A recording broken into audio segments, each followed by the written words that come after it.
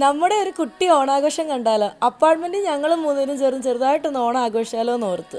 നാട്ടിലൊക്കെ ഫുൾ തിരക്കൊക്കെ ആയിട്ട് ഓണം സെലിബ്രേഷൻ നടന്നുകൊണ്ടിരിക്കുകയല്ലേ. ഞങ്ങളുടെ പ്ലാൻ ഒരു നല്ല സദ്യ ആക്കുക എന്നുള്ളതായിരുന്നു. മൂന്ന് പേരുടെ സ്പ്ലിറ്റാക്കി രണ്ട് രണ്ട് കറികൾ വെച്ചാക്കുമ്പോൾ നല്ലൊരു സദ്യ നമുക്കും ആക്കാമല്ലോ.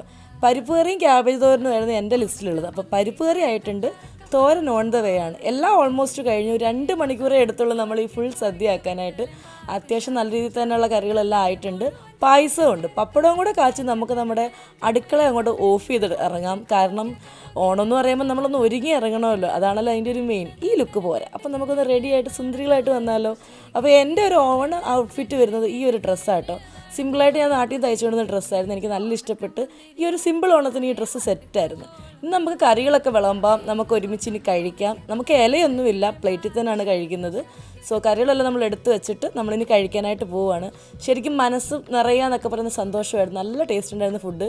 ഇവിടെ വന്നിട്ട് ഇങ്ങനത്തെ ഫുഡ് നമ്മൾ കഴിക്കാറില്ലല്ലോ. അപ്പം നമ്മൾ എഫേർട്ട് എന്തായാലും വെറുതെ ആയില്ല. അടിപൊളി സദ്യ കഴിച്ചു. പാർക്കിലൊക്കെ പോയി കുറച്ച് നേരം ഫോട്ടോസ് എടുത്തപ്പോഴാണ് ഊഞ്ഞാൽ കണ്ടത്. അവിടെയും പോയിരുന്ന് കുറച്ച് നേരം ഊഞ്ഞാലാടി. അങ്ങനെ മൊത്തത്തിലൊരു നാടൻ വൈബ് പിടിച്ചു.